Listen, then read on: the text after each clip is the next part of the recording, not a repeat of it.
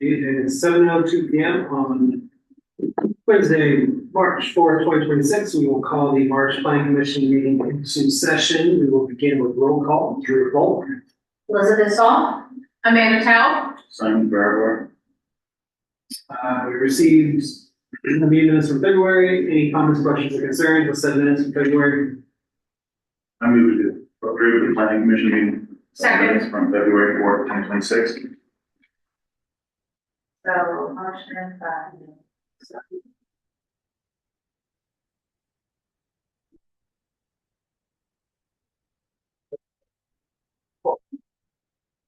All right. First item on the agenda is we're going to dig into the comprehensive plan. We have a guest speaker tonight, so Maggie, I'll turn it over to you to key us up with Katie. Awesome. Katie, can you hear us okay? We have had some technical difficulties in here, and so we're using the speaker out there, just so if we do, just make sure we speak up. I can hear you. It's a little garbled, but I think if people speak slowly, I can understand it just fine. Okay. Should I take it away, Maggie, or do you want to say some things first? I can quickly just say, yeah, Katie's invited tonight to speak on behalf of our consulting firm that's working on the comp plan update. She is here to kind of explain where we're at in the process, how we got here, and give you like a big picture, high level review of the elements that you have in front of you, and then there will be time for question and answer at the end. So, you know, if you absolutely need to, Katie, are you okay? Do you want to get through your presentation and then answer questions, or how do you want to handle that? Well, I have a presentation that I was also planning on at the same time going through the document. So I would be fine if people wanted to interrupt me. I don't need to just speak uninterrupted once we get into the elements. I think the first couple slides, maybe I just get through and then it can be more of a discussion. Okay, perfect. Well, then I'm going to let you take it away. Okay. All right. Can you see the screen that I'm sharing? See, okay? Yeah. Do you need to turn any lights down, or are you good? Lights down just a little? No. Well, okay. Tom? No. Amanda would like them. That's fine. Well, So you can see the two images. Yep. Okay, excellent. The All right. PowerPoint and the document. Yep. Yep. That's correct. All right. So Okay, guys, so you can. Yep. Sorry, we're good. right. My name is Katie Cody. I'm with BHC Consultants, and I've met with Planning Commission here. It was probably around 6 months ago or so, when we finished the land use and housing technical appendix. So we've been working with the city for quite a while, and that meeting was all about land capacity analysis and housing affordability and zoning allocations and very technical details. But basically, that that became the underpinning for the draft plan that we're talking about today. So I will not be going back over those details, but it's in the draft that you have. It's in the back in the appendix. But I did want to talk a little bit more about the why we are here and where we are in the process. So my goal is to reacquaint those of you who already know about the comp plan and then give an introduction to new planning commissioners about why we do the comp plan, what we're required to do, or what you as a city are required to do under the GMA, and then outline what the planning process has been so far and where we're going and what we have left. And then after I do that, I'll walk through the first three elements that we're reviewing: the vision and the community vision and context, used to be called the introduction, the land use element, and the housing element. So the next batch of elements are being finalized now, and we'll talk about those in April. So comp planning. The GMA requires cities that are fully planning cities to create long-range plans, basically to outline 20 years of growth and infrastructure to support that growth in an organized fashion that prevents urban sprawl and protects the state's natural resources and farmlands. So there are mandatory elements of the comprehensive plan. There are optional elements. The state provides funding for cities to create and update their comprehensive plans, and those have to be updated every 10 years. So the 2026 Leavenworth Comprehensive Plan will have these elements: a community vision and context, land use, housing, parks and recreation. This is a new element that we're adding this update. This is an optional element. Economic development, also an optional element. Capital facilities, utilities, transportation, and climate resilience, which is also a new element that's required. So for those of you who haven't closely been following land use regulations, a lot has happened in the past 3 years in the state of Washington to require cities to plan for climate resiliency and to address the overall statewide housing shortage. So a big focus of this plan update is really on finding ways to add housing, addressing housing affordability, and integrating climate resilience throughout the plan. So another requirement of the GMA is that plans have public participation involved and that there is meaningful and continuous outreach throughout the planning process. So far, the city, before they brought BHC on, they did start, I think, back in 2024 with some initial visioning workshops. And so on the timeline up toward the middle here, you can see the fall visioning workshops is where the comp plan process really began. And then when we came on board, we've been helping prepare materials to attend community engagement nights. We've done 3 of those. We had some booths up at the community block party. And then we also did a pop-up event at Dan's Food Market to gather some more information on housing. We did housing, parks and housing surveys. And then the city also is hosting a website where you can find all of the draft elements as soon as they're ready for public review. So I also wanted to mention that part of our team, we have Bertit as a sub-consultant, and they are taking the lead on the climate element and the transportation element. So you'll get to speak with them in April when we talk about those drafts. So we are now beginning the review and adoption phase. We've just about completed the drafting phase. And at this point, staff has reviewed and we've finalized the bottom bullet, the community vision and context, land use, housing, economic development, utilities, and climate resilience. So within the next little while, those will be up on the website, and we're still finishing up the other elements. And I believe Maggie has involved many city staff. It's not just planning staff. Public Works has been involved. Parks has been involved. We've spoken to the chamber as well when we were preparing the economic development element. The climate resilience element has a task force that's specific to those topics that they've been working with. We've also reached out to WashDOT. We've had some tribal engagement. So we've really done our best to understand who the stakeholders are and find ways to reach out, tell folks what we're doing, gather information, and make sure that things are the most accurate that they can be. So as we've been listening, we've heard some common themes. These 2 pictures here were our attempt at trying to figure out the vision statement.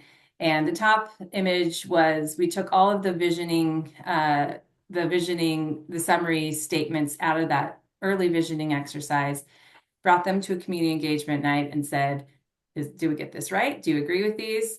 And you can't really tell, but if you can see my little hand here, this is the agree column, and this is the disagree column. So agree, disagree. So we had all of these statements, and generally people agreed. So that told us that the outreach and recording of the ideas that we did was correct, and we could continue with those assumptions. We prepared a draft vision statement and then welcomed people to mark it up, draw lines through it, rearrange things. It was a very fun, interactive process that got us to the vision statement that's in the plan now. And I would say in general, folks were supportive of policies that balanced the tourism and the local emphasis in Leavenworth. They definitely recognize that the Bavarian and Alpine theme is important, but they didn't want to leave out businesses that weren't explicitly themed that way. And so I would say the two loudest themes from the engagement were balance out local and tourism, and also make sure to protect open space and nature and the natural feeling that is so important to Leavenworth. So specific to some topics, we've heard for the land use and housing topics that again, they are looking for commercial uses and commercial zones that serve both tourism and the local economy. There was some desire for protections of dark sky and more green space throughout the city to mitigate heat on super hot days, and trees to help with shading. And then for housing, it was really apparent that there's a need for more workforce and affordable housing, different types of housing, duplexes and ADUs. And then from our survey, it also seems that people who are severely cost burdened, meaning they're paying over 50% of their income on housing. So that's for both rental and home ownership. So trying to find solutions to increase housing stock and encourage affordability was a priority in the housing element. So I'm going to go through the elements now, and my thought is there's one slide that kind of summarizes the element, and then as that's up, I'll also scroll through the document and we can look at it together. So I'll give a general overview, and then I'm happy to answer questions or take comments on any of the content in the draft, or if you just were wondering, wanted clarification, we can talk about that too. So here's the comp plan, and I'm going to click through. It's just the cover pages.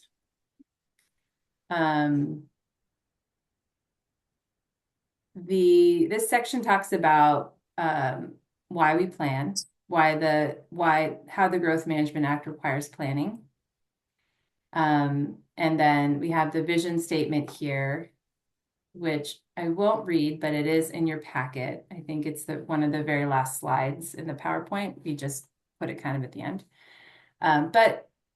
But this vision statement is meant to convey that Leavenworth is a small town that has a big tourism draw, and it has a very unique natural beauty and recreation system, and that it's really important to balance both the local enjoyment and access to those natural resources and economy, and also the tourism and the alpine themed part as well.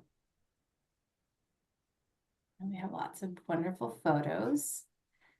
This section includes a history. We revised this a little bit and ran it by some folks from the Wenatchee tribe and from the Historic Society to get some different perspectives. And have a historic photo.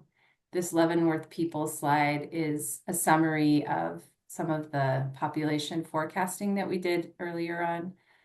Essentially, it introduces the growth target for at the end of the planning period in 2046 is 3,539 people, which equates to about 361 housing units, I think.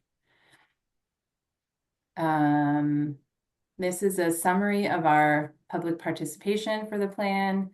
This is another version of that timeline that I showed you earlier, and listing out the different events that we've presented materials or sought feedback.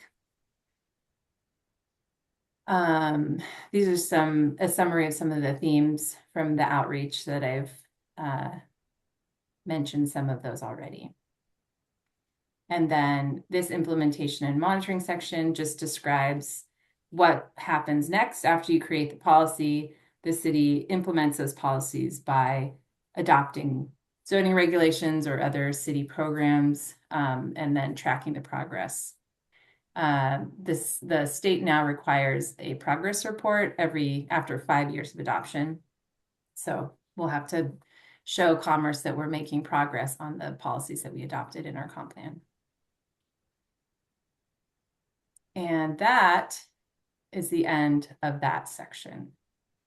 Are there any comments about anything I've said so far?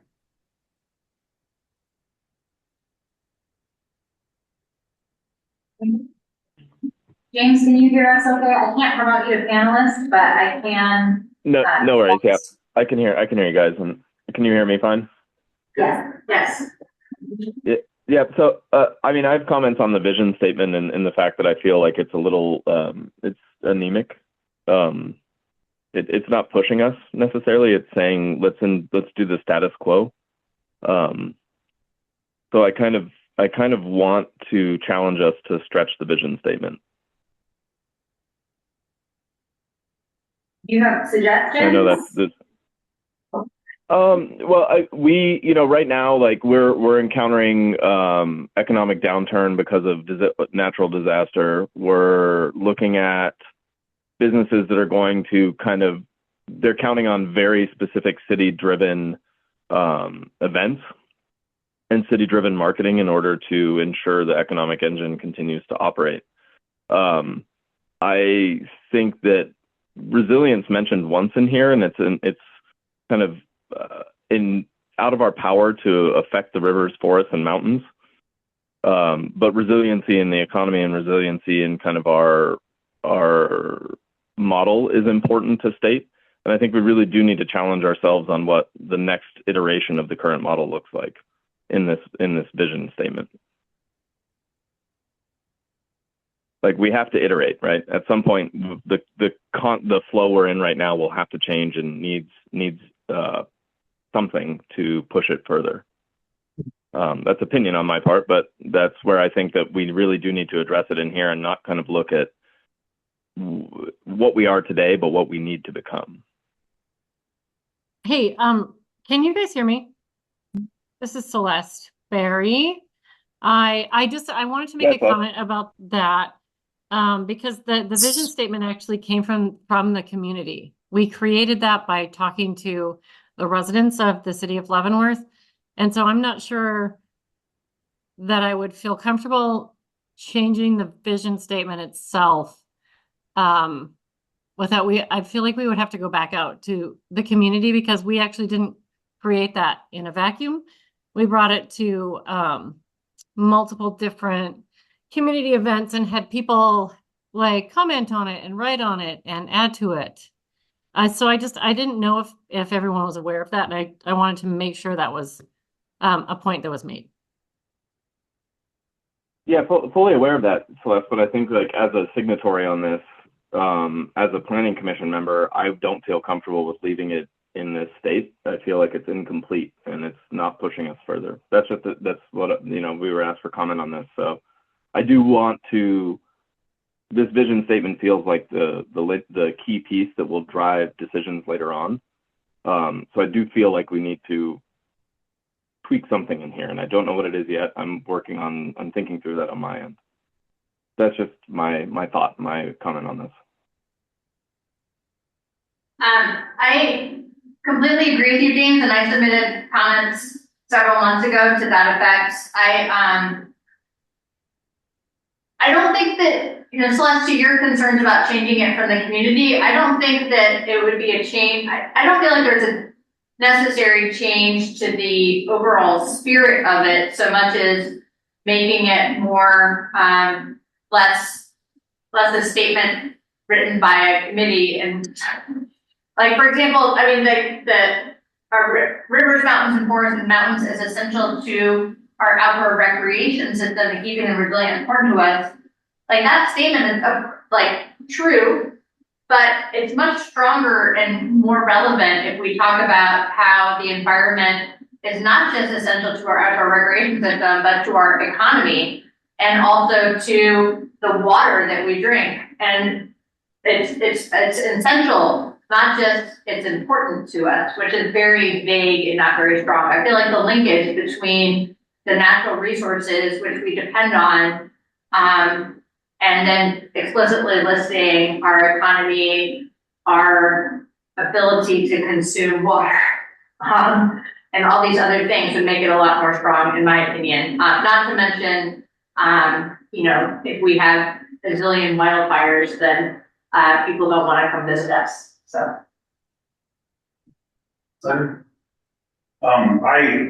Looking at the overall, I would lean towards agreeing with James as well. I think it's a mistake to think that just because the idea of the vision statement was community driven, that it can't be fine tuned by the panel sitting here and be better stated and just a little bit more clear on helping us to really determine a vision. Because it's easy to say, this is what we're doing now, but James is right. Like, where is this taking us, and how do we really feel? And I think that would be, I don't want to sell ourselves short here, just because this vision statement was, community driven, but not maybe polished or proper. And also we've had several events in the past 6 months that probably might make the community say something different even. And I'm sure that if we were to polish this a little bit or refine it and maybe, help us focus in a little bit, that if we were to put that back out to the community, that they wouldn't fully agree with exactly what we did. So I just want to say, because it was community driven in the first place, that we have no reason to touch it, that doesn't make sense to me. That's what I don't think that was the intent of her comment. I think what Celeste is saying is she's just giving that backstory, like staff didn't know this.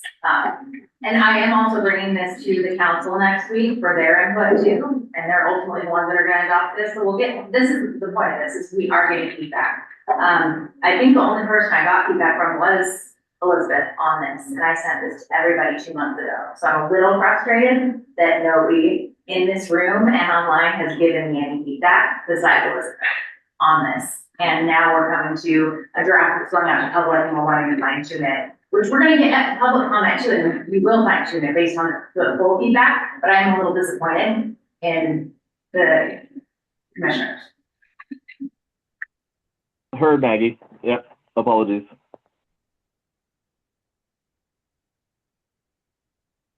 Yeah, it's really important. We need you guys to do your homework. This is a big deal, and you have a lot more coming at you.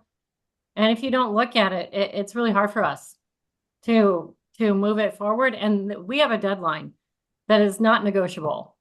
And if you don't give us feedback in time, we will have to take it forward without you. It's just like, this is a state mandated document that's super important. And I really hope that you all understand that this is a bigger deal than a lot of the other things that you have to do. And it's super, super important you read it and give us feedback. So that's like I've read it multiple times. I just don't know what the tuning mechanism looks like, and I have not provided commentary. I've done the homework. I've looked at it, and this is the thing that sticks out for me as the tuning point, where we need to strengthen the vision statement in order to drive this. Maybe give it a little more weight. And I apologize that I haven't sent them in, but I will do that. I will work on it tonight and get it over. Yeah, it's just, you've had it for 2 months, and it could have been something that you sent to us a long time ago. It just, like Maggie said, it can be frustrating when we get to a point where, like, well, they didn't send us anything. They must think it's okay. But then we get to a meeting and you give us feedback here when we really, really need it before now. I am guilty of not really doing my homework, but I also like, I remember seeing this even before you sent us this draft, like when at community engagement nights, like it was out there and people were commenting on it. And there's things that I don't really like about it. There's a lot of things I don't necessarily like about it, but I also want to respect that the community did have input and that other people were more proactive about giving feedback than we were. And they are just as representative of this community in a lot of ways. So, yeah, so I don't feel like, I mean, I agree with Celeste in a way that it's like not totally our place to like make big changes to this, but, and we may have missed our shot to make significant changes to it. But yeah, I mean, I'll try to, if there's like some minor rephrasing that seems like it could be helpful, I can get some feedback on that as well. I mean, I would be fine as long with this, so long as we aren't just saying that the rivers, forests, and mountains are only important because of outdoor recreation. Like if we just made it like the rivers, forests, mountains are essential to our outdoor recreation, our economy, and our way of life, or something like that, and therefore, like just making sure that it's just like a function of the grammar on that one sentence that irks me. And if we were to resolve that, I would be fine with I would be very pleased with that change, I guess. My thought is, I think we've had some very early conversations about something that's required by state versus what perhaps we may vision as being important, or the goals that we would like to set for ourselves. So I'm curious, could we layer this a little bit and leave the vision statement as it is, but literally call it the community vision statement and add a note that this is developed by the community? It says that right above it. It says the following vision statement was developed based on recurring themes from outreach events and refined by community members. I just think that likely given the choice, the community would also add things other than the only thing that the rivers, forests, and mountains are essential to is the outdoor recreation, right? So that's like, I think given the choice, the community would take that as well. So what, yeah. That is enhancing what is already. Yeah. I'm just. So I don't think we need a wholesale rewrite. Let me just finish my statement really quick. My suggestion would be to leave that as is, because that was developed by the community. But then add another section, which would be the aspirational vision statement. And this would be a little bit more of the far-reaching goals that we would establish on the council and with the city to say, hey, here's, yes, we acknowledge this, what the community wants, we acknowledge what the state expects, but there are a few other things that we would like to push for in our community and our vision. Is that an option to add? Or was it a secondary vision, an aspirational vision statement? Vision by definition, aspiration. Okay, yeah. Hey, you can talk. Do you want me to comment on the idea of aspirational vision or anything in particular? Yeah, that particular. Oh, you had your hand up, and I'm sorry I missed it because I had you moved down and I couldn't see. Oh, I don't think I had my hand up. Oh, yeah, you do. There you go. Oh, sorry, that was me. I had my hand up. But yeah, we should let maybe let Katie continue her presentation. She is graciously giving us her time while we're paying her for her time right now. But I think you can speak to that. I'm happy to keep going. I think these conversations are really important though. So I'm also happy to let them continue. The vision statement's never going to be perfect because it's never going to be perfect for everybody. But I think that if the commissioners have some real sticking points that are significant, you are also members of the community. So I think that it's fair that, this isn't set in stone yet. It's definitely a draft. and it's possible that we will revise it before it goes forward. So we're in the feedback phase. So please think about it. Think about, like, how would you revise it? What are the key messages that you want? So I heard that, that the rivers, forests, and mountains shouldn't just be for recreation. That's a very clear statement. So if you have things like that, write them down, send them to us. We're getting feedback from council. So this is all great. And, I've seen vision statements have multiple layers and I think that if you look at your current comprehensive plan, you have a vision statement for every element. There's many, many vision statements. So on purpose, we decided to take those out and create a single vision statement in the beginning of the plan, and to let the elements stand as goals and policies, which are, they're supposed to be specific and actionable. And yet we don't have, we went very small. And if you want to have some layers, I think that could be okay too. So I will leave it at that and keep going. So the land use element, this is usually kind of the meatiest, most significant part of the comprehensive plan, from a land use planning, obviously, standpoint, because this is where the city decides how to organize uses throughout the community. And for this update, we didn't make too many changes to the future land use map. That's the map that you see here. I'll get to a larger version in a moment. But we did change some policy that will enable the city to expand some higher density residential areas throughout other parts of the city, so that the R3 zone exists already in the city, but there's a portion that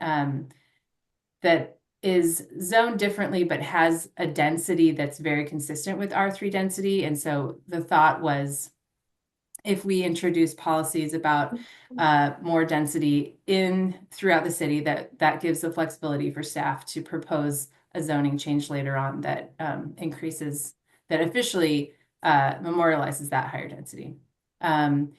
We also added several goals and policies that addressed climate resilience and environmental justice, and that addressed wildfire risks. There were also some specific state required policies addressing stormwater runoff. We also added a policy about clustering uses to preserve open space. So that's just a high level summary of some of the different things.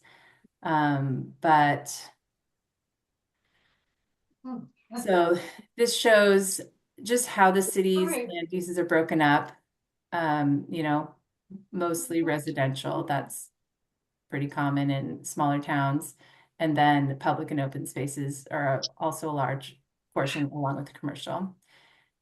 This future land use designation describes each of the colors on the map. So what are the types of uses that the city would expect to go into these different land uses?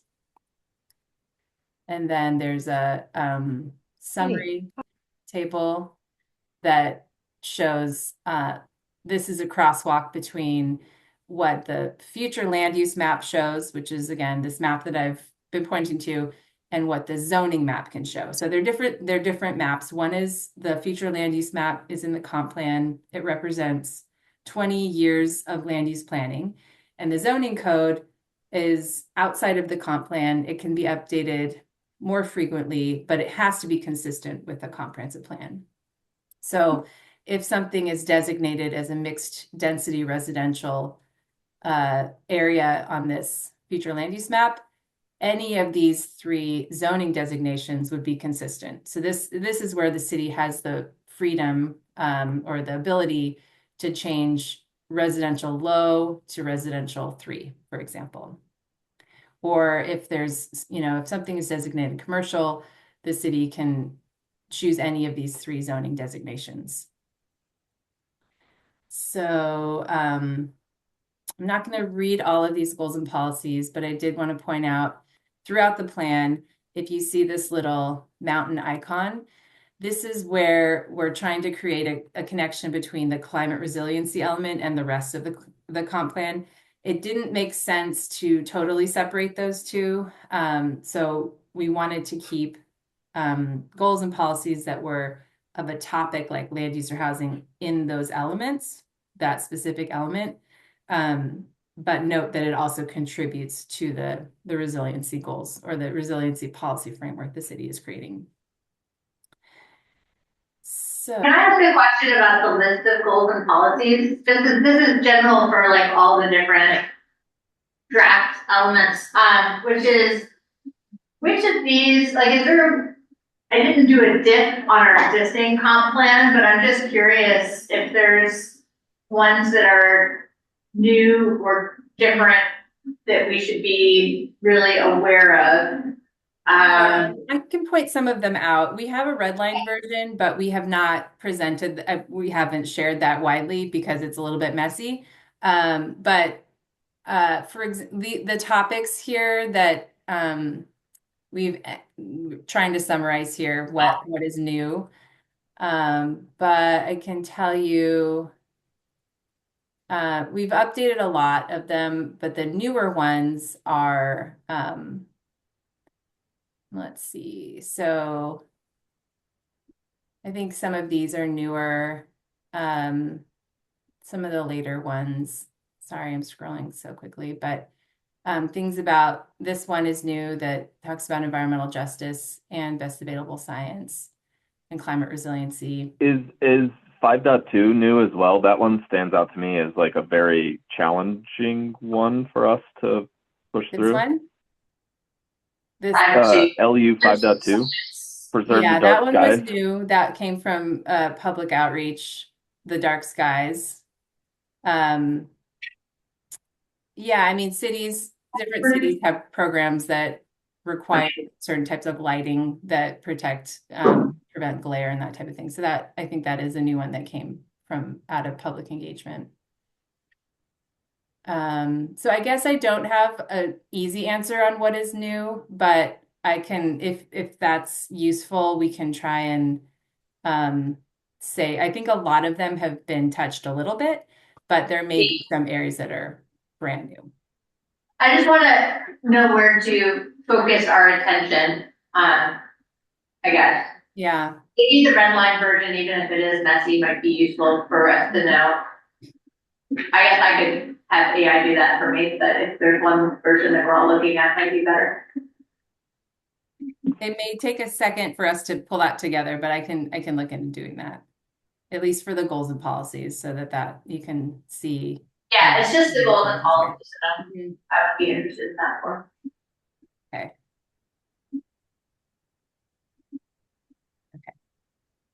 And if you're not able to do that, I mean, I can do it. It's not, but Sure. No, that, I mean, it will be tricky to compare them because they're formatted differently. But yes, I guess you could just hold them side by side and read them. yeah. I think that a lot of the resiliency related policies are new. Some of them were existing, but we revised them slightly to make them climate resilient. But, like, for example, this one that talks about sustainably built buildings and mitigating wildfire risk, I believe that one is new. Yeah, Katie, on that note, was there any plan to expand? We make a statement at the top about reducing environmental impacts, but the only policy we put in place was the wildfire risk mitigation, not like actually encouraging, like the use of sustainable materials in construction. There are lots of, for this goal in particular. Well, I guess. Yeah, for this goal in particular, okay. Yeah. There may be additional goals related to this in the housing element. I can't remember off the top of my head. But there are policies throughout the plan that contribute to sustainability. And there's also the climate element that has additional ones.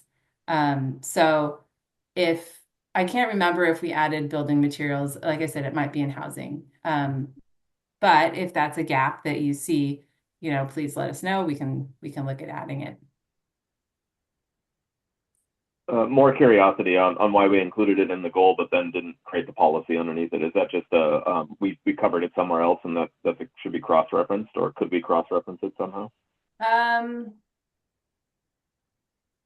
Well, I mean, I think that the goal leaves space for other activities to implement it. So I think at this point, the next step that was maybe the most important or the most priority step was to focus on the wildland urban interface code. I don't know if the city currently has any sort of green building requirements in their zoning code. It's possible that they already do, and so that's already accomplishing that goal. But like I said, it could be somewhere else in the code, or it could be missing. And so the city would need to decide, is that a policy they want to put into their next 20 years of planning? And if it is, then it could be added.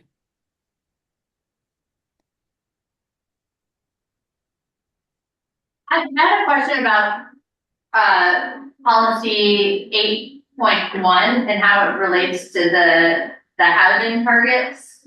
Are our housing targets legally, or the allocation that is legally given to us, is that based on our current UGA size, or is the UGA size, could we essentially meet those targets? I'm not saying that we should do this, but I'm just curious, could we meet those targets by just expanding the UGA?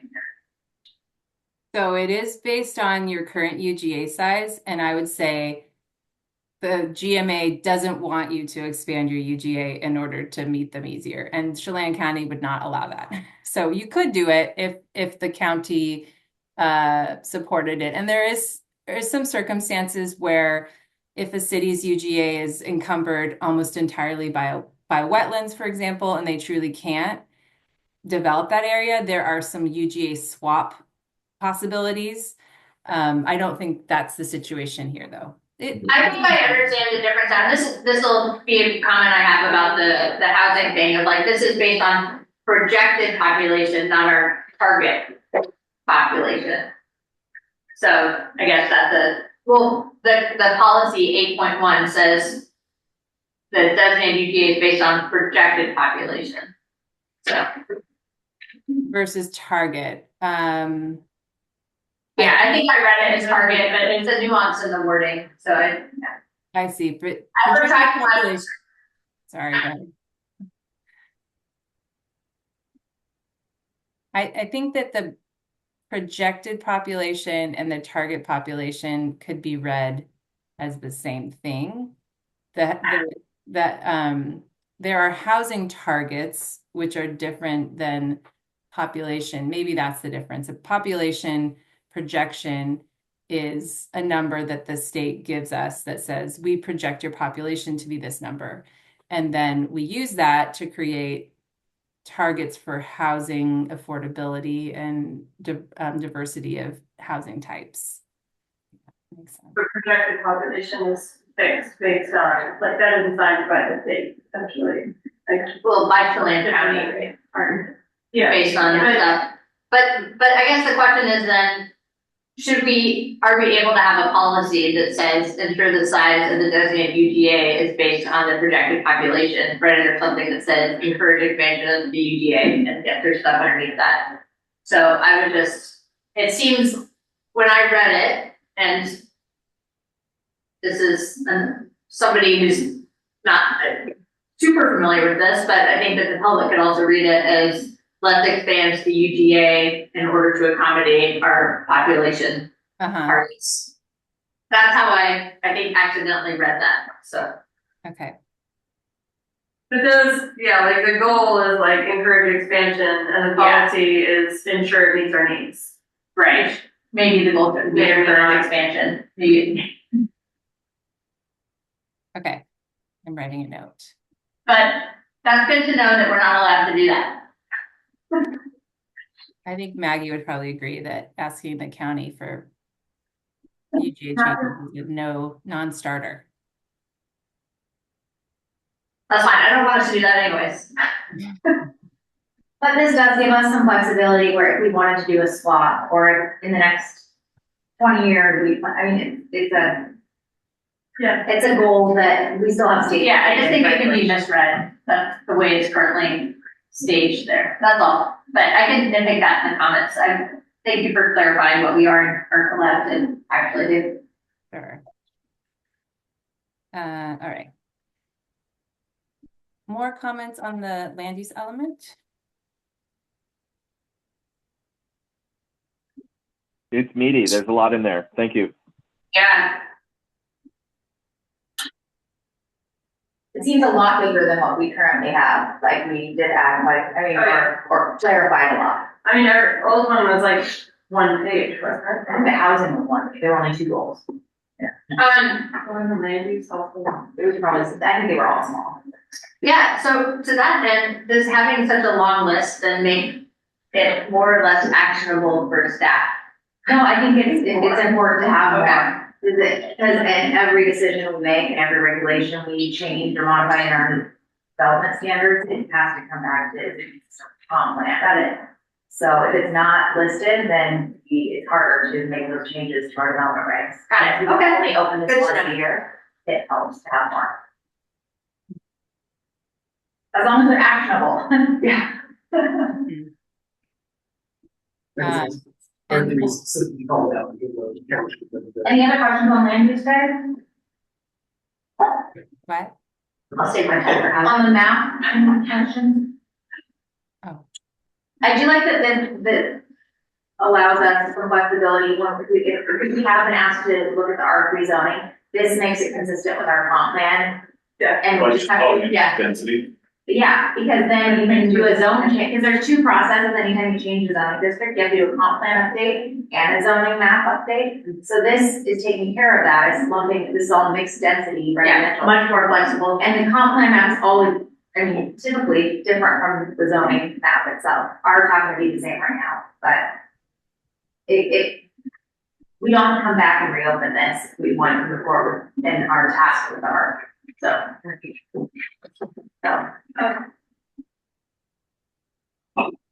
want to let you keep going. Katie, I'm sorry. Fine. I will just note that the UGA is easier to see here because it's the yellow that's in low density residential. I think that's exclusively what it is. Maybe a little commercial there. I take it back. Bottom left. By the golf course entrance of the homeowner. Yeah, there's a couple spots. Okay, I take it Well, back. that leads north of the highway. Okay, so moving on to the housing element. This is the targets question, or the targets word. The purpose of this element is to introduce, is to explain the current housing stock, what's there now, how affordable is it, what's the demand, to bring in this projected population that's translated into housing units. So 361 units is our growth target in housing units. And then understanding that our housing supply in 2046, according to the growth that we've been allocated from the state and the county, is 1,757 housing units. And that ideally is supposed to represent the need for housing. So we've already, when we talked back in April or June, we already talked about how that doesn't tell the whole story. Just because they have houses doesn't mean that those houses are affordable or they're the right type of housing for the various types of people who want to live in Leavenworth. So there's access to housing challenges. There's displacement challenges if we're tearing down older apartment buildings or older homes to build new ones. We've just removed affordable housing stock. Even if we've increased the number of units, they may no longer be affordable. So there's a lot of tricky tricky situations in the housing market and housing development that a comp plan can't solve all of those, but our goal was to create a planning framework that allowed for many types of housing in many different locations, and tried to make the development process more flexible to initiate more housing development. So, whoops. So the housing context, just went over that a bit. And the appendix is where all of the rest of the details of that are. We did update the appendix to try and bring in some more up-to-date rental information. I think one of the comments from the last time, maybe it was from the Planning Commission, it could have also been from council, was that we didn't have very good rental data. And we still don't have very good rental data. It's hard to find information on how much people are paying for rents. There's not, there isn't the same types of resources. But we did find a good resource from the University of Washington that had some average rents for Leavenworth for different sizes of apartments. So we've added that to the appendix. But the goals and policies, as Maggie mentioned, most of these are new. The existing plan just had 2. So now we have a lot more that talk about trying to enable more of a sufficient supply of housing for all economic segments of the population. So that talks about lots of different policies like ADUs and different densities. And some of them are a little bit, less specific, like identify and reduce barriers to housing access to mitigate displacement pressures. That's not very specific, but we also don't know what all of those barriers are, but it gives us the policy support if the city were to identify something to create a policy or a program to address that. Again, we're talking about diverse mix of residential densities throughout the city, and that's done through passing development regulation changes. Go ahead. Sorry to interrupt, but I haven't seen the very high rates of second home ownership mentioned anywhere. And I realize that that is a tricky thing to address, but it seems like under H1, goal 1 would be where we might attempt to address that. The only policy I'm aware of that addresses that is like voluntary deed restrictions. But is that something that could be addressed in goal 1 to attempt to reduce how many second homes we have, to encourage more of them? Wouldn't that fall under 1.6? Allison, sort of that's a pressure, that's a displacement pressure. Yeah. So wait, that would be, what did you say it would be under? Displacement pressure, H1.6. Reduce barriers. Yeah. Yeah, I'm just wondering if it would be feasible to put anything more specific to second homes. Or if it's not feasible to say something specifically about that, then we can't. But is it possible? Can't we just add something very generally, like explore how to mitigate the impact of a lot of our housing stock? And could we even say displacement pressures such as high rates of second home ownership? Yeah, but it's not just displacement pressures, it's also increasing the selling cost and lots of other things. Is there a way that the city can mitigate that? Well, I think that it's important to understand the rates of, I was actually going to also ask for making sure we add that context within the growth targets and / allocations / what we actually as a policy want to to sort of aim for. We want to accommodate our workforce.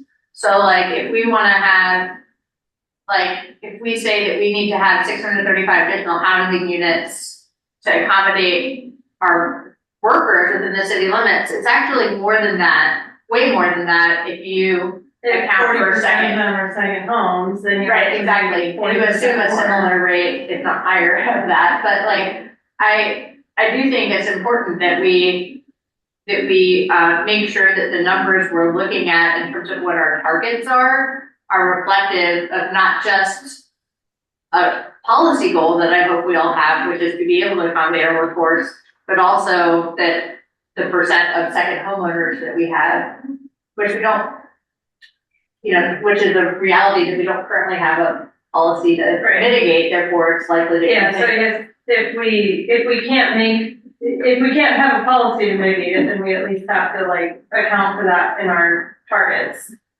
Can't the policy be to learn about methods? Like it could be something really general about, not necessarily, but be something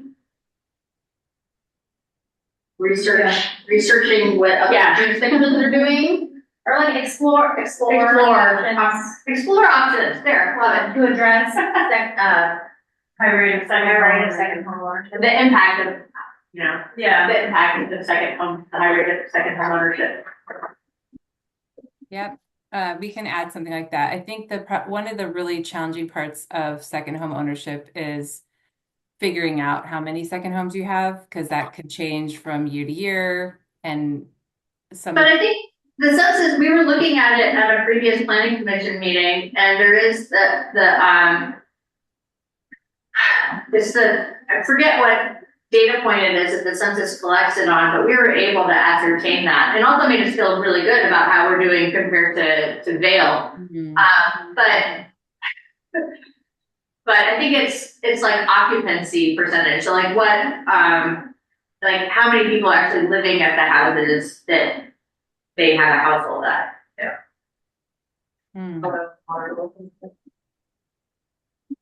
We can look into that. I think that's something the census collects. Yes, it does.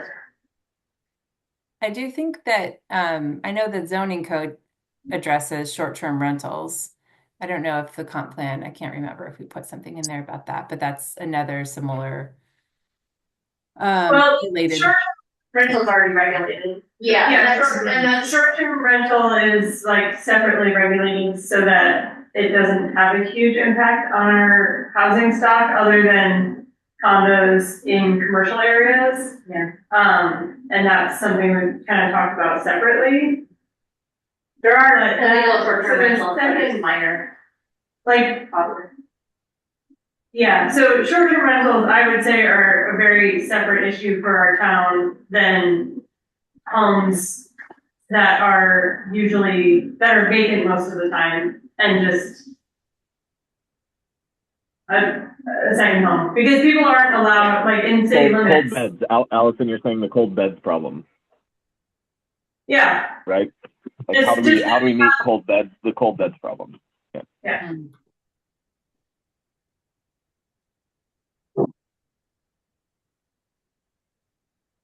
Yeah, it's very different impact. Yeah, it is. And on the community fabric, I think too. Having a lot of less consistency of people being in their houses. Yeah. Yeah. There's less community engagement on that block. Because I know I have a few on my block, so me too. Yeah.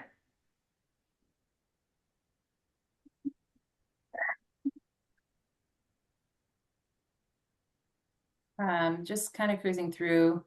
This is a new list of different incentives and subsidies. We were trying to address some of the comments the Planning Commission had when we talked about the housing appendix on like what are some tools that the city has at its disposal. So these are things the city can do to incentivize or subsidize affordable housing, or at least partner with those who can actually provide the housing.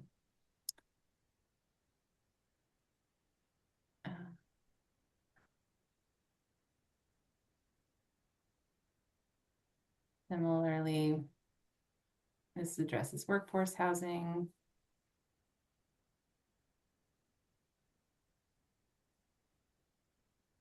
It could be another place where we could talk about second homes. This goal H5. Yeah, H5.2, haven't we already taken care of that? This is slightly different because it's, oh, you mean in the code? We've already identified and removed all of the barriers to manufactured homes, I thought. Well, we're not Not citing. Oh. citing, because we haven't done that part. Gotcha, okay, it's exciting. Yeah, we fixed the barriers.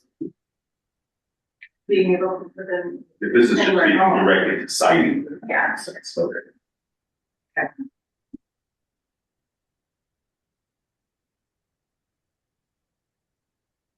And then this last goal has to do with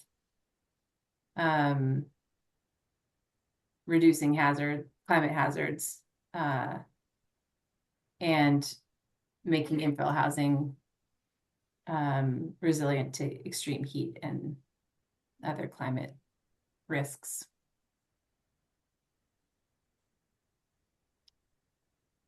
And that is it for the land use, housing, and introduction sections. I have a couple, I don't know, we could keep it short. I have the appendix and some summaries of the appendix. There's a vision statement, just kind of some data if we wanted to talk about those, but these are more just for information and background. But I can also stop here and we can just have more of a general conversation. Like I said, the purpose of this meeting is to start reviewing the chapters. The Planning Commission's role is to review and comment and then make a recommendation to council. So council approves the plan or denies it, and the Planning Commission hopefully recommends approval. So that's where we would get after you've had a chance to review the whole plan. April is the next meeting, and then I think we have a joint session with the council slated for June. That may be a public hearing. I can't remember, but there will be a public hearing, and then you'll make a decision on your recommendation. And then once that moves through council and hopefully is adopted, we have another 6 months or so where we will work on changes to the zoning code to implement some of these policies. So there's right out the bat, there are required changes to zoning based on the new state regulations, and just, for example, the gaps in policy that we identified with the siting of mobile homes. So there's some code work that we need to do after the comp plan is adopted, and then that will wrap up by the end of the year. So that's the plan. I am interested, you kind of offered to go over some of the data, and something I was specifically interested in the data that isn't, that is called out in the intro in the housing context to some extent, but not specifically, is that when we were reviewing the data, like the county handed us all this, like, here's your housing targets, basically, and it basically said, well, this is how much housing you need to add, and this is where you would add it in terms of like AMI. But it was just an extension of what's already happening, which is not what we want and not what this community needs at all. So I'm curious to see if there's like, if that was addressed when it gets into like the data, and if there are specific targets for like housing, for like how much of our overall housing should be provided within different, like what the AMI targets are for that housing, like how that's allocated, because it was wrong in what Chelan County or the state or whatever, like handed us, because that was projecting past patterns. So I It was think, more granular than that. yeah, I think I know what you're talking about. So I can find that in a moment, but essentially the county told us you need to have this many units for this income level and this many units for this income level. And then we looked at the zoning and assumed different types of housing would equate to different income levels. There's a lot of assumption that has to go into these calculations. And essentially after that, the conclusion was there's enough land supply to accommodate the housing that the county has allocated. But based on outreach and lived experience and stories that people are telling us, we know that there's more to that story and that housing is not plentiful and it's not easy to get. So I was trying to say somewhere in here we assumed we looked at also where people are working and who's commuting in and out. So when we were doing, we also looked at how many units would be needed if we wanted to house the workers who are currently commuting in from outside the city. So we did kind of look at that, and I think that we didn't create our own analysis to replace the analysis that the county made us do, but we did make sure in our policies that we did more than maybe we needed to do to accommodate more types of housing. So it could be that you run your analysis, you find that you have sufficient land area to accommodate your growth, and you don't make any changes to your land use. But the city's decided to do this R3, which would enable smaller lots to be developed. They've passed, allowed triplexes and duplexes in any residential zone, or at least in the policies that would allow ADUs, duplexes, and triplexes in any residential zone. So the city has already gone beyond what the numbers would tell them they need to do. But I'm going to try and find that chart anyway to show you. So bear with me if you get motion sickness, close your eyes. So this is the chart that showed the total number of jobs in Leavenworth and how many folks live in the community and work in the community, live outside the community and commute in, or live here and commute out. And then, let's see.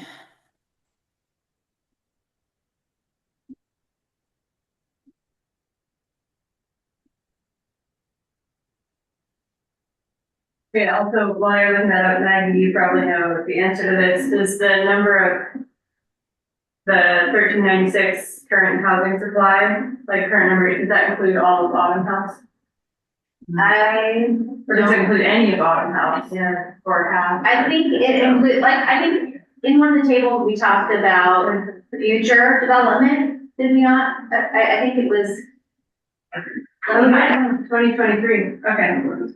And that wasn't, I mean, they may have been initially permitted in 2023, but not. I know. I think we talked about like projects that have been permitted, projects that are in the works, we knew, and so we identified that was going to be coming to address some of the needs. But that's not included in the 1396. Current, like Autumn House is not included in the current housing supply number. Right, Because it essentially doesn't doesn't exist exist yet. 2023, yeah. Okay. I mean, some of those, I mean, they're building them, but they don't. How all many units exist is yet. it? I was gonna say, do we need 368? Yeah. Technically, we only need Yeah. 361 units. It'd be the question. So, like, Yeah, exactly. Well, and that's why I think, and Katie Yeah. had identified like the graph, Katie, I'll let you talk. So this is the graph that shows that the capacity, the black box, is more than enough to meet the housing target. And the Meadows project is in there, and that's, a huge number of units. And that was mostly, I don't know how that was divided up, but so the actual number of people that the city was allocated was weighted heavily toward lower. I mean, they did give quite a few lower and medium income folks. They didn't assume everyone was going to be high income, I guess is what I'm trying to say. So the number is pretty small, the number of housing units that needs to be accommodated for this lowest income bracket.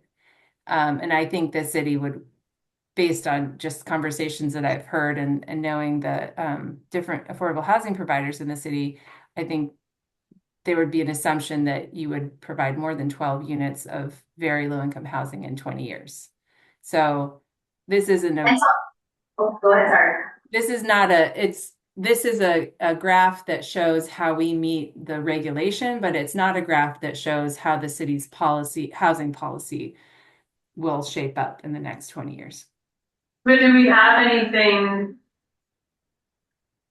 I guess I'm like, do we have numbers put to what we actually need? Like, or Yeah. like for that, it's like, can we provide like, okay, well, this is based on X, like data, whatever, and then like, this is our anticipated reality. Like, can we provide a second, like, target that's or is it just like, this is the numbers, and then we have like vague policies that don't have any numbers connected to them that are what we actually want to do. It would just be nice if there was like a little more match up between like numbers and policies. And I just don't think we have the capacity to like update our housing actions. But like there's a lot of other things that we update each year. This is just saying these are our targets. And then I know that he added a paragraph down here that says, while this says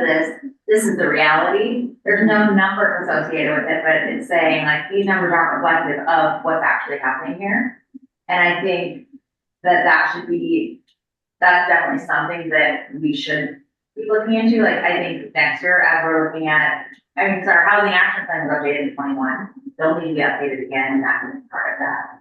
But we can't like include actual numbers. I mean, I would love it. In this. For, like, those are the only numbers that we are allowed to put in here, is like. I think where you get those. I mean, you give a stat from the first presentation. And there was 3 or 4 stats that totally blew our mind and said, this isn't right. Why can't we put those stats? You have them. I mean, the 50% of workouts, it's more than 30 minutes, like, where's that? That should be in the front page, it should be paragraph 2. It is paragraph 2 of the housing context, actually. Yeah. I was gonna say, I think it's in there. But I do think that we need to, I think there's 2 things that I would love to do. One is make sure that we're really explicit about what the allocation is, which is like what we're required to like plan for, right?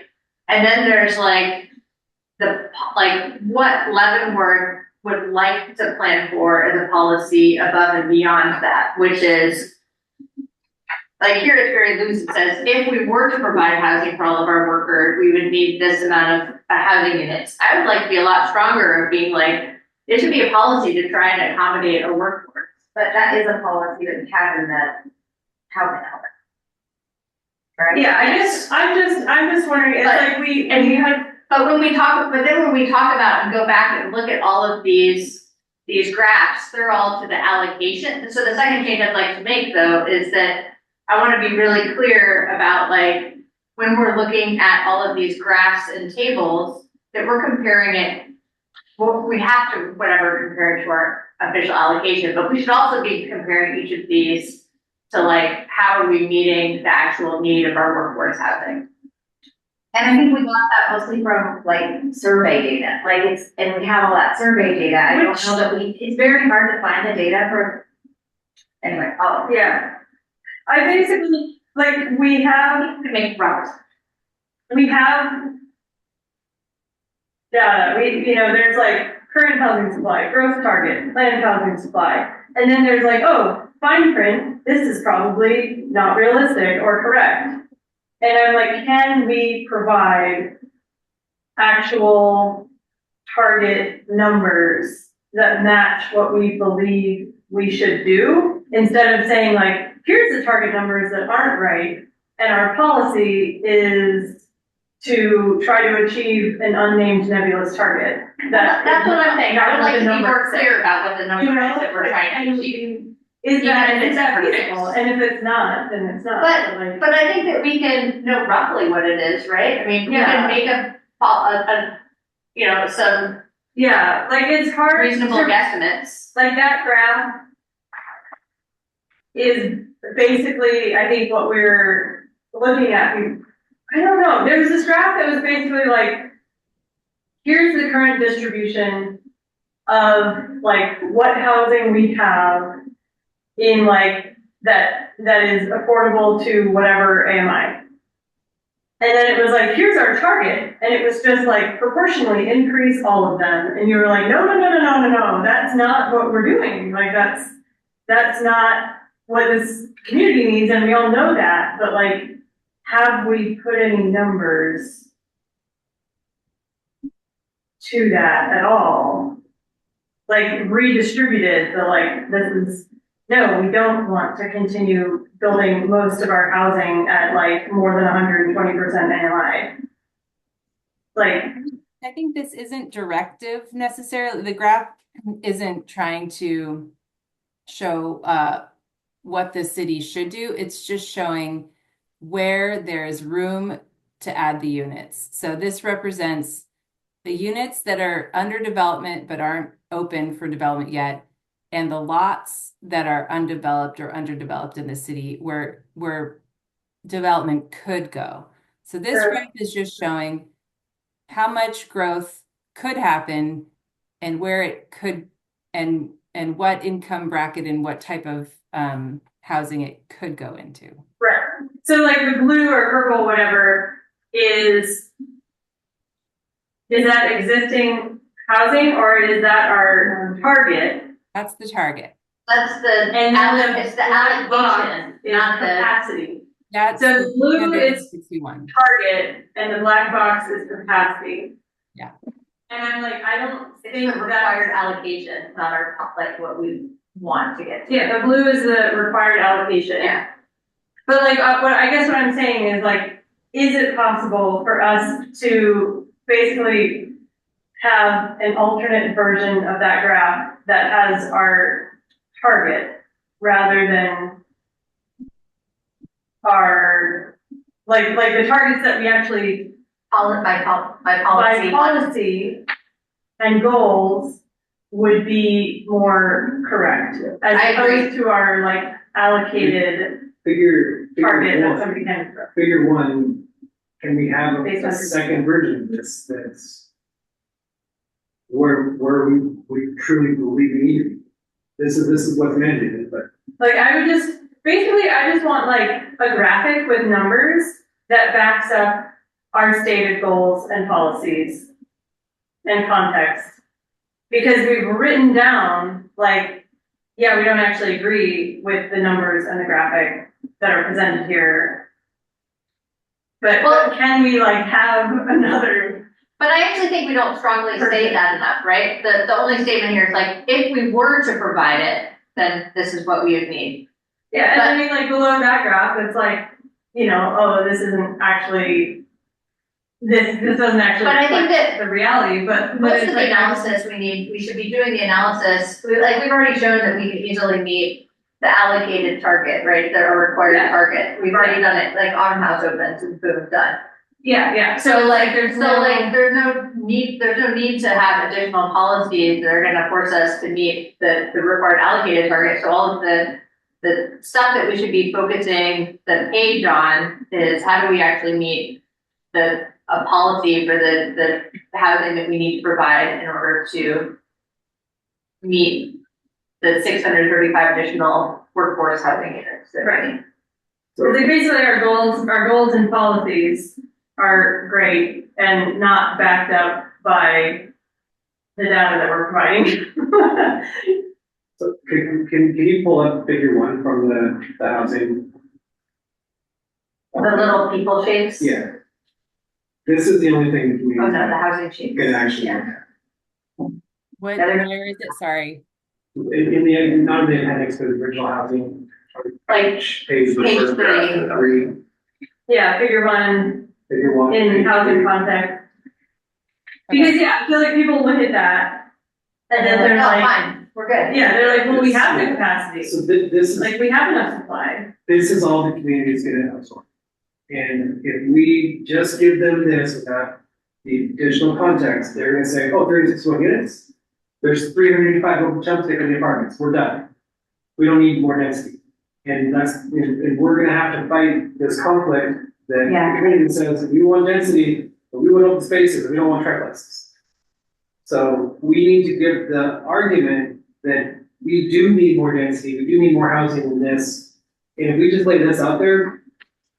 We need to specify the policies that are in our policy list. So And I mean, the can thing, we right, add- can we right add- below, We had a second version of this where we layer on the potential if we implement a lot of these policies that we've already enacted over the last year and a half or so, and say like, this is where we think we need to be based on our current, the workforce housing needs and crisis we have in town, and where we really think we need to be to help support the mission of affordable housing. Because if just laying this out there like this, we're done. We don't check the box. It's just supposed to be showing how much we have to plan for. The housing supply will be a combination of what's here now and what we have to plan for equals the number of housing.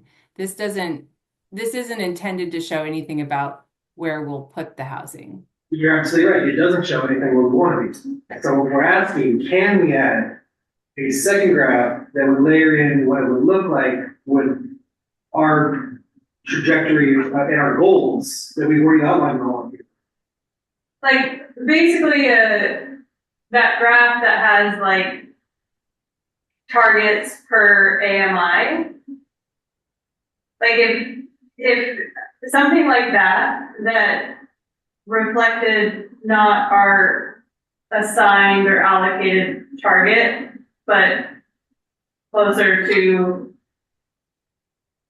what we believe we actually need. Like if we could include a graphic like that, I think early on where people will look or somewhere, I just feel like that would be really helpful. And I know when we initially looked through all that data, there was a long conversation like this where we were like, this is not, like, this allocation is not okay. Like, we can't base policies on this allocation. And like, we didn't, but it's like, I want to show something. And, at that time it was like, well, but this is like what we're required to do. So we couldn't change that because that was like allocated to us.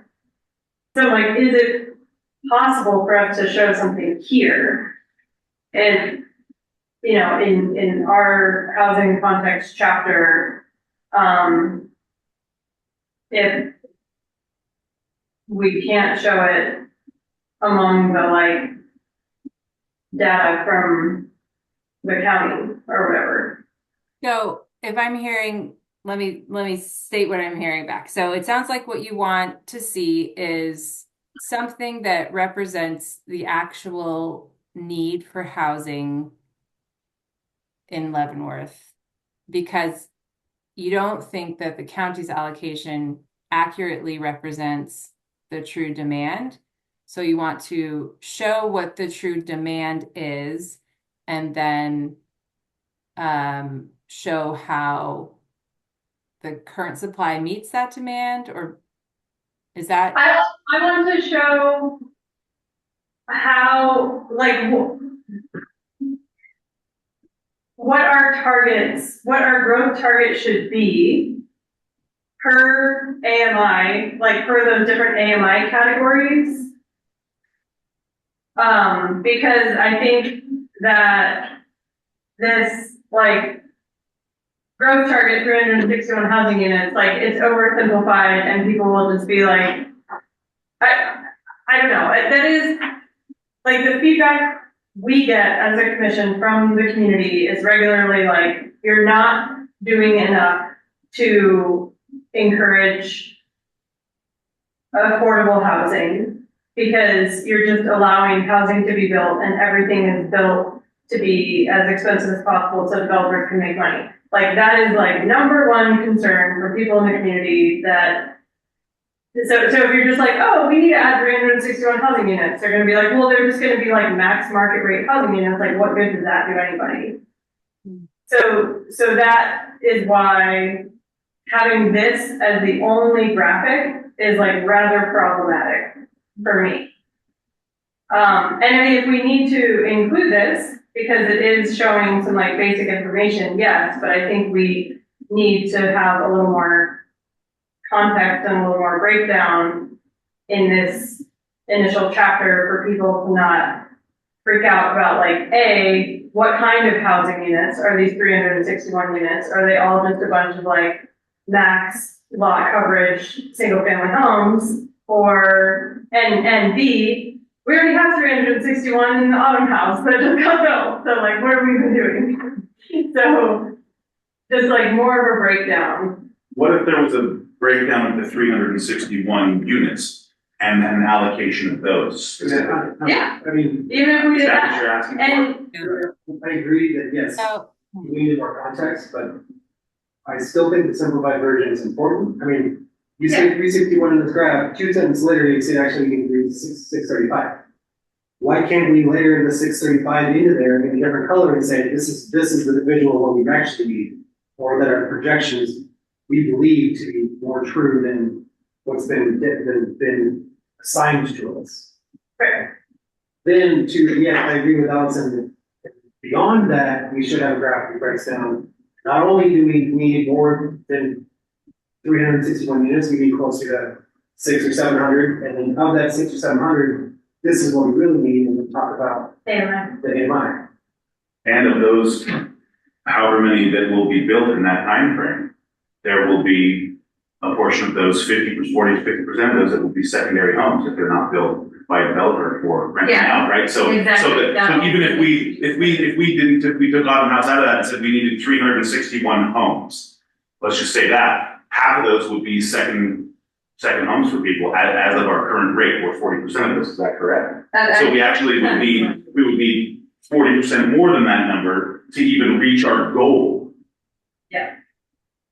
If, Yep. And right. based on population. If we go off of our current numbers and what's happening, if we were to add 361 more homes in Leavenworth, 40% of those would be second homes by people, just by the addition of things. So we would actually need, again, 40% of that more to even get close to reaching the goal. And so like, again, the goals and policies address a lot of this. But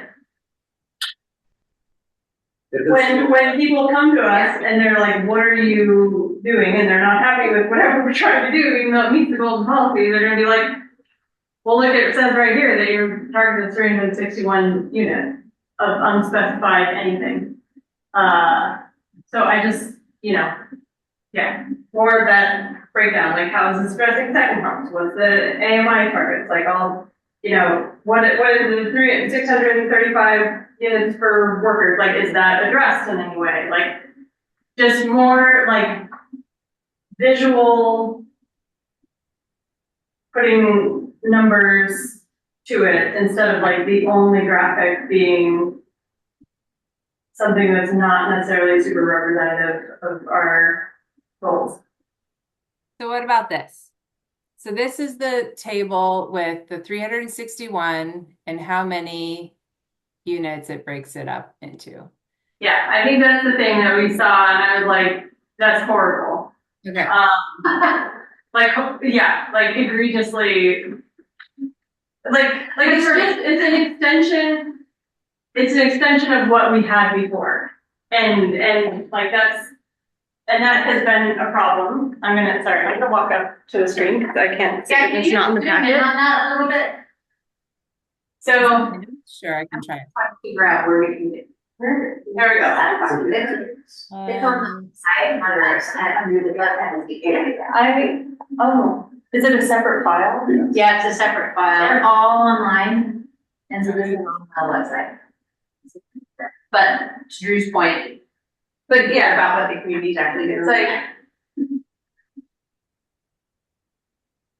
43, so 75 units for under 30% AMI. It's not too bad. But then like 61 and 60, so like 120 for 30 to 80% AMI, only 30 for 80 to 100%, only 27 for 100 to 120, and 109 for 120% AMI. Like that's, I don't think that actually reflects, like if you overlay that with like, I don't know, can we get data about like how much money and people in this community actually make? Yeah, Because I don't think it reflects that we can, you know? I think we can get that from the census. Yeah. Together, either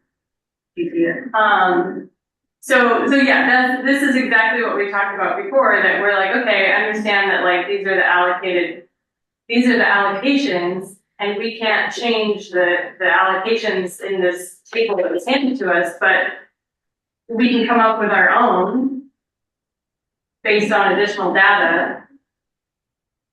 And that would back up our goals and policies.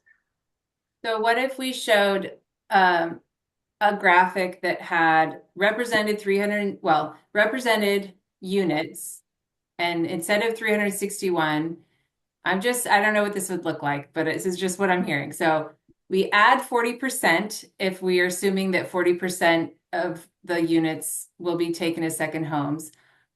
I kind of assume those will come from the above 120%, just a guess. But Above 1%, yeah.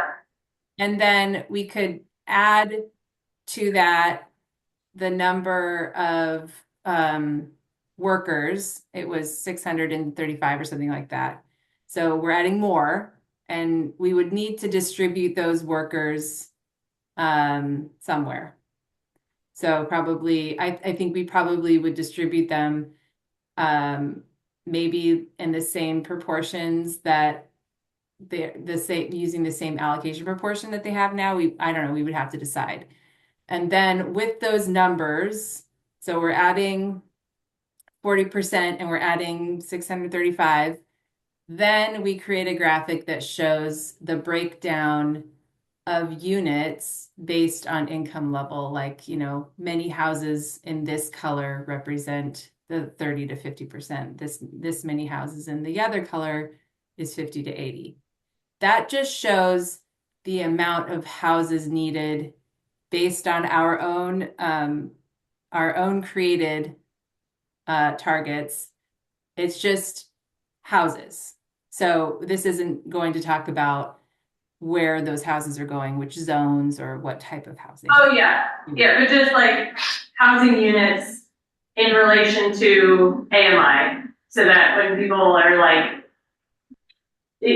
so because that, you know, affordability and condos and like all these different things, plays into like what is the target AMI for the type of housing, like that. Yeah. So that sounds great. The table like that. And I am curious.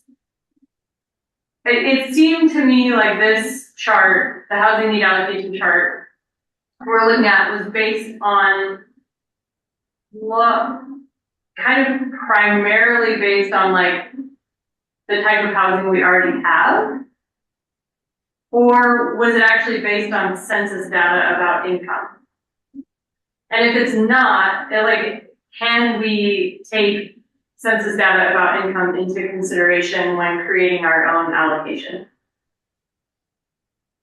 I think this table was created by the county. I don't know. I mean, I know it was created by the county. I don't know what formula they used to break it up, but I think that they often put more of the burden for lower income housing on the larger cities. Like that's why you see Wenatchee having a lot higher numbers in that lower income because of the zoning capacity to have more apartments, basically. So it's kind of pretty similar across the other cities. So Leavenworth, I mean, in our created target scenario, you could choose to put a higher emphasis on population growth in the lower income levels. I think this is based on probably what is expected to happen, forecasting from what has happened before. They're just kind of extending the trends to a certain extent. So. And we want to change the trends. Yeah. Just because you put it in the table doesn't mean it's going to change, but Right, like that it happened to us. We want to accommodate more workers and not just second homeowners. So. So again, going back to how do you visualize this, I think, in my opinion, these are two different visuals. If I'm the mayor and I have to present this to the city, I want figure one as it is right now. Then I want to click to the next slide. On the next slide, I want to lay in on our current supply, our gap in need. Mm-hmm. Current state. Then I want to layer that in below. So you choose blue, for example. Then you layer in a light blue in the middle of what that actually looks like. And then what a proposed, based on all of our policies, here's what our internal target is. It just laid out as total unit. That's very simple, very easy to understand. And then the second visual is a lot more along the lines of what Allison proposed. Here's the growth as dictated by median. I mean, I don't know. As the average citizen going to understand AMI, or do we call it? Agree to that one. Like, or do we need to break it down? Like this is low income. This is workforce housing. This is. I mean, I think That's in our item, right, it's defined. Define our code. So, yeah. but I think we use that Yeah. verbiage. I think that verbiage is a little bit more legible to the average. Yeah, I mean, I think like if like Katie was saying, if it was kind of color coded by AMI, there could be a key that would be like this percentage of AMI, parentheses, this is the income range for that. Sure, yeah. You know, this percentage of AMI, that's this income range, because we have that, like, what percentage of AMI is what income range, and if people see the like income numbers, and. But so yeah, to me, I think that's more like a bar graph, right? Show the current state, here's what's proposed, here's what we think. And be able to lay those two next to each other. Or, I mean, yeah, well, the 361 housing units in general kind of says proposed, but I like your idea that we kind of say what we have and then what we want. Or what we think we actually need to do. Yeah, like existing and what we need, Yeah. as opposed to like, yeah. Because the capacity graph was like helpful, but not going to be comprehensible to most casual readers. Does that make sense, Katie? I think so. I'll do my best. I may have to rewatch this conversation a couple times. Yeah, I definitely get what you're hoping for. The progression, I'm not as clear on, but I think, we'll give it a try and we'll send you something to look at. Something that's more in the appendix, some of this might be more in the appendix, but I think that the council needs more ammo in a visual state. Yeah. Needs more what? Sorry, I didn't hear that. Ammunition, needs more leverage and ammunition. Okay. To give them something to back up this policy. We can't just say, hey, we need this and we're gonna do all these things and somehow they tie together. Uh-huh. We very simply lay out, this is why we're doing what we're doing. We believe there's a current gap. We believe that we need to grow more than what's proposed. And here's where we really want to be, and then here's how we're gonna get there with all of these policies. Mm-hmm.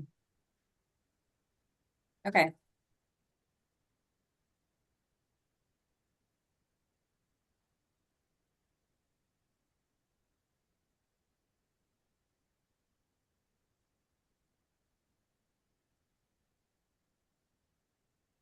I have a question for maybe cleanup purposes. Right above what we're working on here, would be page 11 of the housing appendix B, and it's exhibit 14 that renters are the most burdened by housing costs. That's by design. Homeownership is almost not allowed at a 50% plus loan to value or income to value ratio, or Yeah, income to value ratio. So is this? I don't understand what this is saying, because it's not. It doesn't feel like it's saying anything that is pertinent to anything. Just wanted to throw that out there. I agree that, like, I look at that and I'm like, well, obviously renters are more cost burdened because owners aren't really allowed to be unless. You're not going to buy this. Unless you like buy a house and then lose your job and get a lower paying job. Like, so, Sure. you know, which happens, but that's not necessarily the relevant data. I think it speaks to, it speaks to a characteristic of Leavenworth, and in a different type of a city, it may be different. There may be far fewer renters that are cost burdened because everybody rents and everybody, nobody owns their homes, or very few people own their homes. So, Well, then wouldn't it make sense to compare Leavenworth to a different city than compare renters to homeowners? I mean, because by design, renters and homeowners are going to be different in this category by default, because most homeowners have a loan, and if you have a mortgage, by default, you're not going to be able to. I mean, just this feels skewed, and I mean, I think what might be more relevant that is probably in here, buried in this data that I haven't found, is like, what is do we have a, kind of national average-ish rate of like renting versus ownership?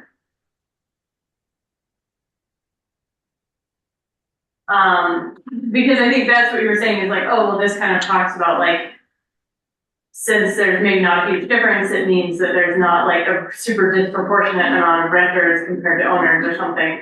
But so like that is maybe more interesting than like, well, yeah, of course, owners are less cost burdened. But versus like knowing our like owner to renter ratio could be more interesting.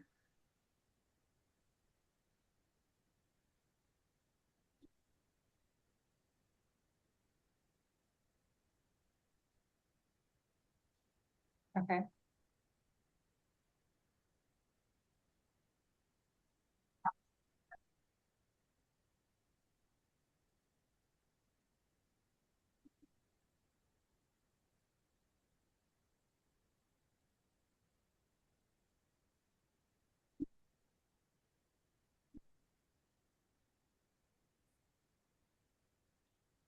Any other thoughts? Very helpful and fruitful conversation. I appreciate it. If we're, let's see, that seemed like it was a big national breaking point from there. Right.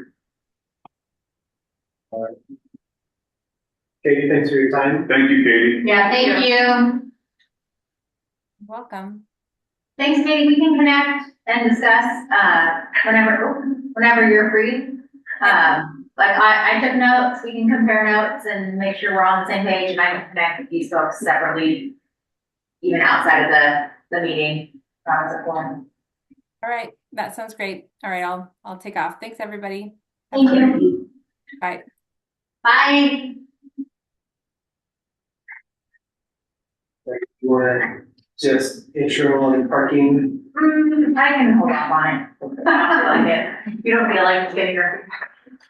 No, it's not. It's been very, very preliminary. This isn't even the final. I just wanted to put it out there more. And is it useful for us to give you feedback on it at this point, I guess? You could. I've already given them some feedback saying that I want these things fixed, but I wanted you to have access to it. This isn't out to the public yet because it's still in very preliminary draft form.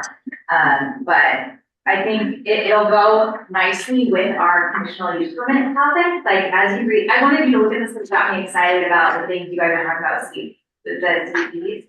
So I think they'll align really well together. It'll help clean up everything. So I mean, mostly just looking at this table, I was like, oh my God, it's so much better Isn't than it? our stupid chapter that we have right now. I know, I told her, It's all in one place. I said, I want it in a table format, and then we can kind of use this and do the table format for our whole one place. And So, it's so much more just like, it's consistent, it's simplified, it's not like, we're using different metrics for every different type of land use, you know? yeah, so It's great. I did give some feedback, and so there'll be some changes that I wanted, I mean, if you wanted me, I sent this all to your email as well, so, if anyone online, you do have access to this too. But I wanted to put it out there because I probably won't get the final draft memo until, in the next few weeks, but I can send that final, since we're discussing it now, I can send it to you to get more feedback before but that's what I wanted to, that this is intended to be the technical memo that we use to justify changing. Yeah. And so the overall, feedback I got from this was basically like, yes, we require more parking if necessary, and you'll see that outlined in the, and just making it more clear. And or if there's anything missing in there that you think, oh, maybe we want to include this somewhere. That's kind of like, so any big things that stick out to you, like, let me know. But I'll send you the final, it's not even a final draft, it's coming to you, and if there's little things we need to tweak, we'll get back to them. But I thought they did a really good job. I met with them last Friday, talked to some of the team, Transpo group, and I think they did a deep dive, and they compare us to other cities, and even like Hood River, which I was like, oh, we always look at Hood River, or like Snoqualmie, like similar. That would be the same way. The comps were really good, Maggie. Yeah. Congratulate them on landing really good comps for it, because that helped me understand the problem a little better. I think some of the recommendations interesting. So yeah. And those Let's do the are final. based on feedback we give them. So that's why, like, if I told them this is gonna be kind of a on hold project, like, we're not gonna probably tackle this until after comp plan is done, but it's good to give them the feedback so we have a great working document when we're ready to dive into this. And I think this complements the CUE criteria that it'll be helpful to tackle both at the same time so that they're consistent with each other. So anyway, I was really excited and I had to share. So more to come.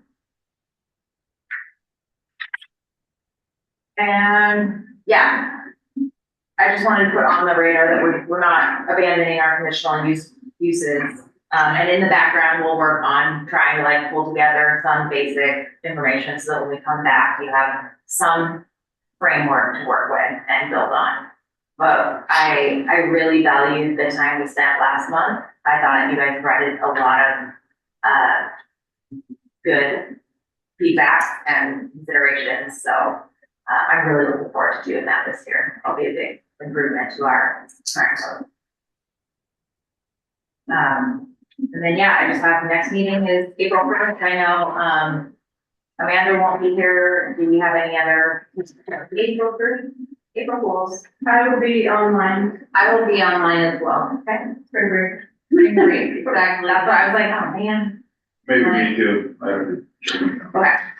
But do you think you'll have a problem? I don't care if you're I don't care if I'm the only one in the room and you guys are all Zoom. That's cool. I just want to make sure we have a quorum and we don't all show up if we don't have enough. I'll be present. Or at least let me know a week in advance so we can figure it out. As long as my flight doesn't delay. Yeah, good. Because we are planning on being there and going through more. I really do want you guys there. Yeah.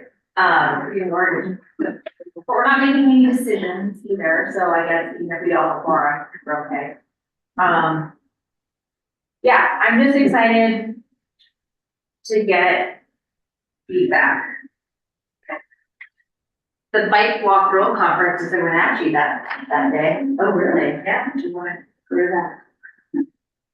I think the mayor will be at that. I will be out of town. And the other thing we were talking before everyone got here was just if there was if we had at least 4 of you that would be interested in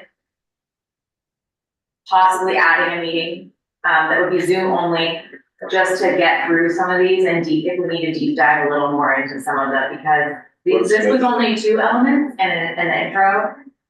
There's so much more coming. Yeah. And I think it's gonna take more time than we realize. And I'm gonna be I'll probably be sending emails like, hey, we have this draft available now, just so if you do have time, you can review it before I actually send a packet out, because I know a week is not a lot of time to review. Should we try and schedule like that meeting Yeah, now? I think while we're all April, I think we have demonstrated that we're bad at homework, but having a scheduled meeting would be more reliable. Like I personally would be more reliable about contributing to that than doing my homework, which I did a bad job of. Apologies. And it helps me stay on top of things too, like having the meetings, I have to prepare and read and make sure I am up to speed too. And so the next ones are gonna be like translating things that Perty will be here for the next meeting to talk about those. And I think also, we're gonna go into climate too, which is really, I'm really excited about our climate element. I think they did a really good job. So if we're looking ahead in April, do we like Wednesdays? Because I'll have to notice this to the public. It seems like if you want to not meet 2 weeks in a row, that we should meet, April 22nd? After the designer report meeting? Oh, yeah. And you don't have to do it as late, you can do it whatever time you want. Well, if it's the designer report, I'm looking at the City Hall Chambers. Yeah, schedule. Oh wait, are we talking about March? April. Just giving to April. And the 22nd is Earth Day. Just to put that out there. I'm free on the 22nd for something in the afternoon, early evening. And if we know about it in advance, we could just hold one DRB meeting. I mean, we canceled DRB meetings before. Well, designer report is from 3 to 5, so if we did it after that.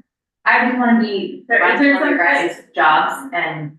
It's just Is there something else on like standing on like the 3rd? Because if we did like 1st and 3rd, Let me. Oh, the 15th, that doesn't have anything. there's nothing standing on. I don't see anything. 3rd Wednesday. I'll look at. I'm looking at the city count, like, I don't see anything. And especially if we do it Zoom only and you don't need a room, it's like somebody having to be in this room, but it's not a conflicting meeting, public meeting. 5, 6, 7 p.m. on April 15th. 7 7 p.m. April 15th. Is anyone opposed to setting a meeting on the docket for 7 p.m. April 15th, 2026? That works for me. Okay. Works for me. Could you meet the week after then, Drew? 22nd.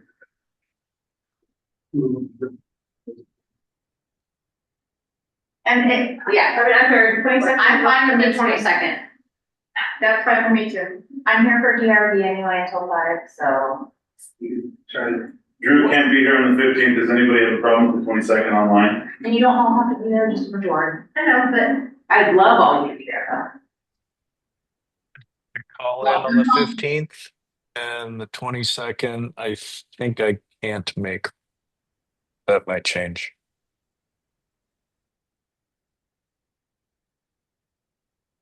Do we want to plan for?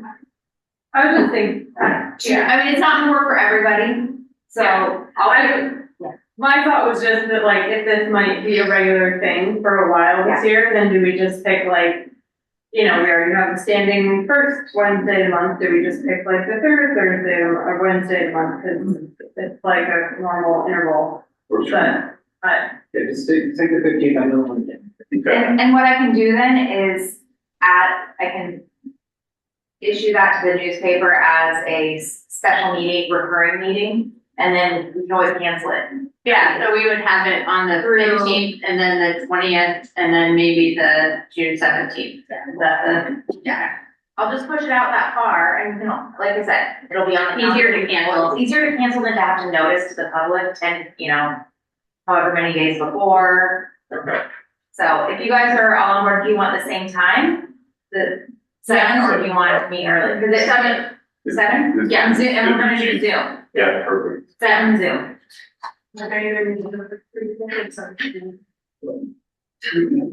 Okay, that's super helpful, thank you.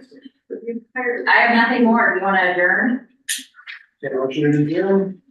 A motion to adjourn the planning commission meeting for Wednesday, March 4th, 2026. Thank you. This, Ryan.